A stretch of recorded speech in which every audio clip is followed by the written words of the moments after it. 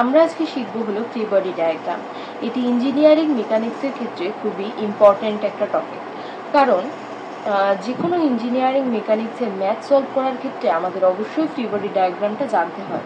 Free body diagram জানলে আমরা খুব সহজেই সেই ম্যাথ প্রবলেমটা সলভ করতে পারি। আচ্ছা দেখি, এর ক্ষেত্রে কিছু রুলস আছে, সেই রুলসগুলো কি? প্রথম রুল হলো রিমুভ সাপোর্ট, অর্থাৎ সাপোর্ট রিমুভ করতে হবে। সাপোর্ট রিমুভ করা বলতে কি বোঝায়? যে কোনো বডি একটা সাপোর্টের উপর থাকে, যে কোনো একটা সারফেস থাকে, সেই সারফেসটা আমাদের রিমুভ করে দিতে হবে। তারপরে কি? Show body self wait.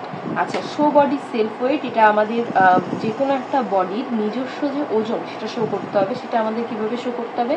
Centrally vertically downward, অর্থাৎ কেন্দ্রীয়ভাবে। এখানে যদি আমি একটা ব্লক বিবেচনা করি, তাহলে এই ব্লকের কেন্দ্র এই কেন্দ্রগতভাবে নিচের দিকে শো করতে হবে, এই সাইডেও না এই সাইডেও না, ঠিক আছে? এটা বলতে বোঝাচ্ছে হচ্ছে সেন্ট্রালি ভার্টিক্যালি ডাউনওয়ার্ড। এবার আমরা দেখি যে শো সাপোর্ট রিয়াকশন।